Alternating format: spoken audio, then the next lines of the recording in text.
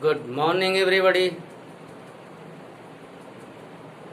उद्यमी नर का होमवर्क कंप्लीट हो गया होगा। एग्जाम आप लोगों के अच्छे हुए हैं, रिजल्ट अच्छा आने की उम्मीद है। कुछ लोगों ने अच्छा नहीं किया है, अलग अलग सबके प्रॉब्लम होते हैं।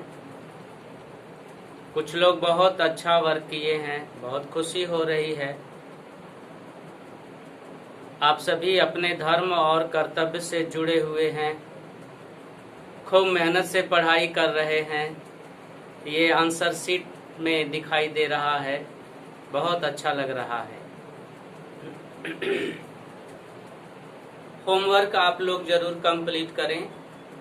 उद्यमी नर के कुछ आंसर भेजे गए हैं, आप उसको देखें और उसके आधार पर वर्कबुक का आंसर कंप्लीट करें। अतिरिक्त क्वेश्चन आंसर कंप्लीट करने की आवश्यकता नहीं है। पेज नंबर 80 आज आप लोगों को भक्तिन का पढ़ाया जाएगा। जहां तक पढ़ाया गया के आधार पर यह बताने की कोशिश की जा रही है कि आदमी के जीवन में समय समय पर उतार चढ़ाव आते रहते हैं। ईश्वर पर भरोसा करके और खूब ईमानदारी से आप उतार चढ़ाव के समय को आसानी से पार कर सकते हैं। घबराने की आवश्यकता नहीं है, परेशान होने की आवश्यकता नहीं है, क्योंकि किसी भी समस्या का समाधान घबराने से और परेशान होने से संभव नहीं है। इसलिए आप ईश्वर पर भरोसा करें, अपने आप पर भरोसा करें और यह विश्वास करें कि जो प्रॉब्लम आए हैं वह हमारे नेक कर्म से निश्चित रूप से समाप्त हो जाएंगे और हो ही जाएंगे। उसके आगे जिठानियां बैठकर लोग चर्चा करती और उनके कलूटे लड़के धूल उड़ाते। वह मट्ठा फेरती, कूटती, पीसती, रांधती मतलब खाना बनाना, और उसकी नन्ही लड़कियां गोबर उठाती, कंडे पाथती। जिठानियां अपने भात पर सफेद राब रखकर गाढ़ा दूध डालती और अपने लड़कों को औटते हुए दूध पर से मलाई उतार कर खिलाती। वह काले गुड़ की डली के साथ कठौती में मट्ठा पाती और उसकी लड़कियां चने बाजरे की घुघरू चबाती। के माध्यम से वर्मा जी यह समझाने की कोशिश कर रही हैं, लड़के और लड़कियों में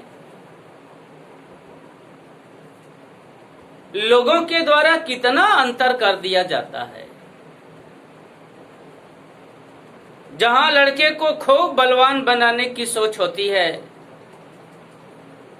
वहीं लड़कियों के प्रति अभिभावक के मन में बहुत ज्यादा कोई सोच नहीं होती है। लड़के को तरह तरह से सुविधा दी जाती है,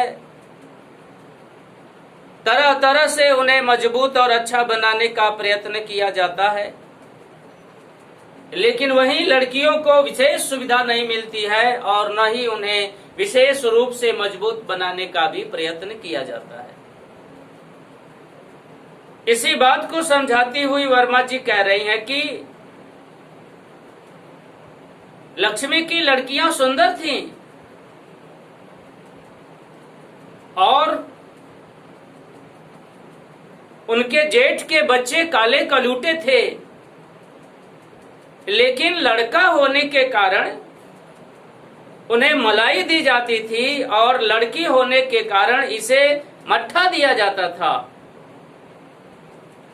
लड़के कोई कार्य नहीं करते, जेठानियां बैठकर लोगों से गप्पे लड़ाती और लक्ष्मी मेहनत करती, घर का सारा कार्य करती, खाना बनाती, तब भी इसे बहुत रिस्पेक्ट नहीं मिल पा रहा था। इस दंड विधान के भीतर कोई ऐसी धारा नहीं थी जिसके अनुसार खोटे सिक्कों की टकसाल जैसी पत्नी से पति को विरक्त किया जा सकता।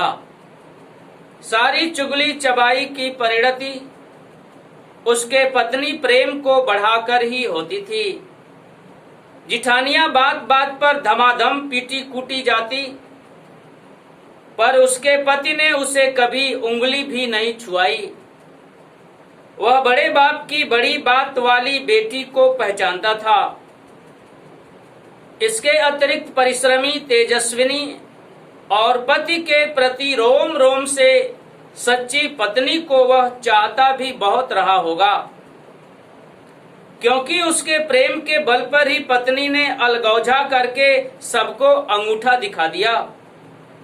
काम वही करती थी, इसलिए गाय भैंस, खेत खलिहान, अमराई के पेड़, अमराई आम का बगीचा आदि के संबंध में उसी का ज्ञान बहुत बढ़ा चढ़ा था।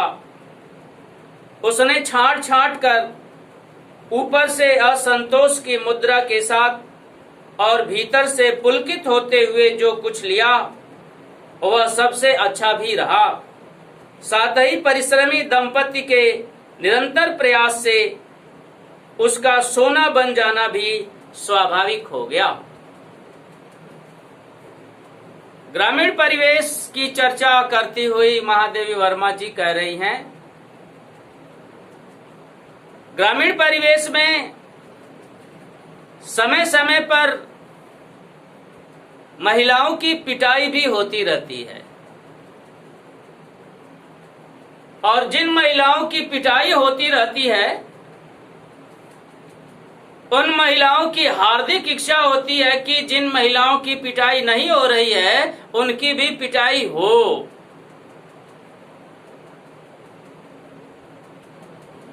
इसलिए जेठ सबसे छोटी थी लक्ष्मी और दो इससे बड़े थे, तो जो दो बड़े जेठ थे वो टाइम टू टाइम अपनी पत्नियों की पिटाई किया करते थे। लेकिन लक्ष्मी का पति कभी भी लक्ष्मी की पिटाई नहीं किया,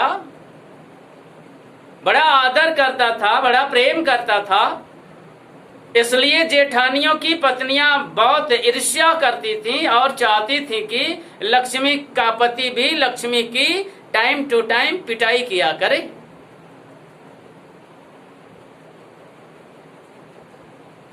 यह बात लक्ष्मी को समझ में आ गई कि लोग हमसे ईर्ष्या द्वेष करते हैं। लक्ष्मी के मन में अपने पति के प्रति बड़ा आदर था, बड़ा प्रेम था, और घर की सारी गृहस्थी करीब करीब लक्ष्मी के कंधों पर थी। इसलिए वो समयानुसार परिवार से अलग हो गई और खूब मेहनत परिश्रम करके वह अपने घर को स्वर्ग जैसा बना ली, जिसकी ईर्ष्या अन्य लोगों के मन में भी थी। धूमधाम से बड़ी लड़की का विवाह करने के उपरांत पति ने घरौंदे से खेलती हुई दो कन्याओं और कच्ची गृहस्थी का भार 29 वर्ष की पत्नी पर छोड़कर संसार से विदा ली। जब वह मरा तब उसकी अवस्था 36 वर्ष से कुछ ही अधिक रही होगी, पर पत्नी आज उसे बुढ़ऊ कहकर स्मरण करती है। भक्ति सोचती है कि जब वह बूढ़ी हो गई तब क्या परमात्मा के यहाँ वे भी न बुढ़ा गए होंगे, अतः उन्हें बुढ़ऊ न कहना उनका घोर अपमान है। बड़ी लड़की की शादी लक्ष्मी के द्वारा धूमधाम से की गई। दो लड़कियां थी, कच्ची गृहस्थी थी, अभी जल्द ही अलग हुए थे लोग, लेकिन ईश्वर की लीला को कौन जानता है, भाग्य का खेल कौन जानता है। 29 वर्ष की आयु में लक्ष्मी के पति का देहांत हो गया। उस समय लक्ष्मी के पति की आयु 36 ईयर की थी। लक्ष्मी अपने पति का नाम नहीं लेती थी। यह परंपरा भी है भारतीय सभ्यता संस्कृति में, महिलाएं अपने पति का नाम नहीं लेती हैं, लेकिन अब वह परंपरा धीरे धीरे प्रौढ़ हो रही है। धीरे धीरे लोग इस परंपरा की समझदारी को समझ रहे हैं और पति का नाम धड़ल्ले से लिया जा रहा है। अपने पति को लक्ष्मी बुढ़ऊ कहकर बुलाती थी। 36 ईयर में महादेवी वर्मा का कथन है कि लक्ष्मी यह मान लेती थी कि मेरे पति बूढ़े हो गए हैं, इसलिए उन्हें बुढ़ऊ कहकर बुलाती थी।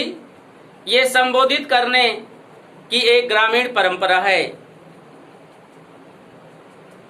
हाँ, तो भक्तिन के हरे भरे खेत, मोटी ताजी गाय भैंस और फलों से लदे पेड़ देखकर जेठ जिठैतों के मुंह में पानी भर आना ही स्वाभाविक था। इन सब की प्राप्ति तो तभी संभव थी जब भयहू दूसरा घर कर लेती, पर जन्म से खोटी भक्तिन इनके चकमे में आई ही नहीं। उसने क्रोध से पांव पटक पटक कर आंगन को कंपायमान करते हुए कहा,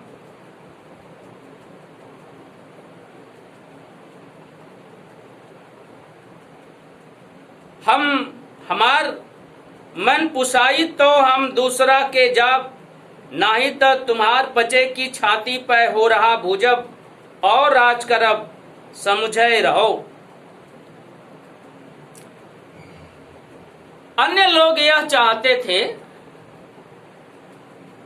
कि लक्ष्मी दूसरी शादी कर ले, क्योंकि लड़कियां ही थी और पूरी प्रॉपर्टी थी। इसलिए प्रॉपर्टी मिल जाए, ये प्रॉपर्टी लड़कियों को दे देगी, घर की प्रॉपर्टी घर में ही रहे। लोग चाहने लगे कि लक्ष्मी दूसरी शादी कर ले, लेकिन लक्ष्मी ने बलपूर्वक सबको बता दिया कि हमारी मर्जी होगी तो हम जो करेंगे, हम किसी के कहने पे कोई कार्य नहीं कर सकते।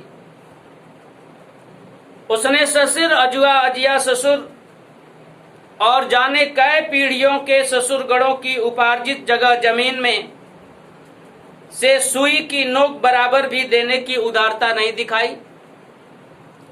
इनके अतिरिक्त गुरु से कान फूंकवा, कंठी बांध और पति के नाम पर घी के चिकने केसों को समर्पित कर अपने कभी न हट चलने की घोषणा कर दी। भविष्य में भी संपत्ति सुरक्षित रखने के लिए उसने छोटी लड़कियों के हाथ पीले कर उन्हें ससुराल पहुंचाया और पति के चुने हुए बड़े दामाद को घर जमाई बनाकर रखा। इस प्रकार उसके जीवन का तीसरा परिच्छेद आरंभ हुआ। भारतीय सभ्यता संस्कृति में विधवा का जीवन बहुत सामान्य जीवन होता है। विधवा कोई श्रृंगार नहीं कर सकती। विधवा किसी उत्सव में नहीं जा सकती। विधवा किसी मंगल कार्य में नहीं रह सकती। ये विधवा के प्रति घृणा नहीं है। लोग इसको घृणा मानते हैं और तरह तरह के अनर्गल बातें करते हैं, लेकिन ऐसा नहीं है। उन्हें इस प्रकार से आदर दिया जाता है कि वो मंगल कार्यों में आएगी, अपने दिन को याद करेगी, उसे दुख होगा। पति ही उसका श्रृंगार है, पति नहीं है तो वो अनायास का श्रृंगार करेगी, तो भी उसे दुख का एहसास होगा। इसलिए उसे साधारण जीवन व्यतीत करने की सलाह समाज के लोगों के द्वारा, बड़े लोगों के द्वारा प्रदान की गई है और उसी परंपरा का निर्वाह भक्तिन कर रही थी। वह अपने शीश के बाल एकदम हटा दिए। एक महिला का केश, शीश के बाल अद्भुत श्रृंगार होते हैं। वह किसी भी कीमत पर अपने शीश के बाल को हटाने की कोशिश नहीं करती, लेकिन विधवा होने के बाद उसे हटाया जाता है और लक्ष्मी के द्वारा भी इस प्रकार का कार्य किया गया। वह जो बड़ी बेटी की शादी कर दी थी, उसके दामाद को बुलाई और अपने यहां रहने की सलाह दी। वह घर जमाई बन के रहने लगा। घर जमाई बनने का मतलब ससुराल में घर बना के रहना, यह एक मुहावरा है। रहने लगा। इस प्रकार से भक्तिन की घर गृहस्थी आराम से अभी चल रही थी। भक्तिन का दुर्भाग्य भी उससे कम हठी नहीं था। इसी से किशोरी से युवती होते ही बड़ी लड़की भी विधवा हो गई। भयऊ से पार न पा सकने वाले जेठों और काकी को परास्त करने के लिए कटिबद्ध जिठैतों ने आशा की एक किरण देख पाई। विधवा बहन के गठबंधन के लिए बड़ा जिठैत अपने तीतर लड़ाने वाले साले को बुला लाया, क्योंकि उसका हो जाने पर सब कुछ उन्हीं के अधिकार में रहता। भक्तिन की लड़की भी मां से कम समझदार नहीं थी। इसी से उसने वर को नापसंद कर दिया। बाहर के बहनोई का आना चचेरे भाइयों के लिए सुविधाजनक नहीं था। अतः यह प्रस्ताव जहां का तहां रह गया। तब वे दोनों माँ बेटी खूब मन लगाकर अपनी संपत्ति की देखभाल करने लगी और मान न मान मैं तेरा मेहमान की कहावत चरितार्थ करने वाले वर के समर्थक उसे किसी न किसी प्रकार पति की पदवी पर अभिषिक्त करने का उपाय सोचने लगे। तीसरा परिच्छेद आरंभ हुआ। दामाद की मृत्यु हो गई। लक्ष्मी जो बड़ी लड़की की शादी की थी और दामाद घर पे आके रहता था, ऐसा लक्ष्मी का भाग्य बिगड़ा कि उस दामाद की मृत्यु हो गई। अब जेठ जिठैतों ने यह सोचना शुरू किया कि अगर लड़की की शादी किसी लड़के से करा दी जाए तो यह प्रॉपर्टी हम लोगों के कब्जे में आ सकती है। इसलिए जिठैत का एक साला था। जिठैत ने चाहा कि अपने साले की शादी लक्ष्मी की विधवा बेटी से करा दी जाए, लेकिन बेटी ने इनकार कर दिया। उन लोगों का हौसला टूट गया। ये सब दोनों मिलजुल कर अपनी घर गृहस्थी फिर चलाने लगे, लेकिन पटीदारों का षड्यंत्र बराबर जारी रहा और वो निरंतर कोशिश करते रहे कि लड़की की शादी जेठ के साले से हो जाए।